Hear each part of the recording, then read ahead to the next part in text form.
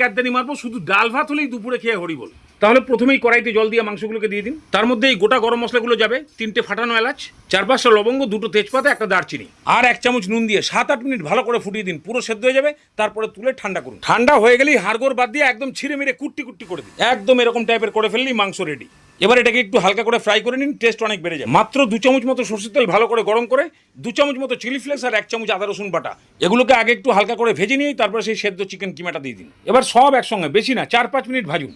নুন যদি একটু কম লাগছে বলে মনে হয় তাহলে সামান্য একটু নুন দিয়ে 2-3 মিনিট ভালো করে নাড়িয়ে চাড়িয়ে এবার নামিয়ে দিয়ে ঠান্ডা করুন। এবার চিন্তা করে দেখুন আপনার ঘরের প্রত্যেকের ডবল পেছন ফলের অমলেট চাই কিনা। তাহলে সেই অনুযায়ী ফল ফাটিয়ে একটা বাটিতে রাখুন। তার মধ্যে 2টো মিডিয়াম সাইজের কুচনো পেঁয়াজ, 1 চামচ গোলমরিচের গুঁড়ো, 1/2 চামচ আদা রসুন বাটা, পরিমাণ মতো নুন, আর ওই ভাজা চিকেন খুব ভালো করে এগুলোকে আগে মিশিয়ে দিন। তারপরে যেরকম ভাবে অমলেট ভাজে, প্যানের মধ্যে তেলটা গরম করে একটু চারিদিকে ছড়িয়ে দিয়ে তারপর 1.5 হাতা মতন দিয়ে দিন। হাতার পেছন দিক দিয়ে একটু ছড়িয়ে দিন। ওপরের পিঠটা শুকনো হয়ে আসলে তারপরে উল্টে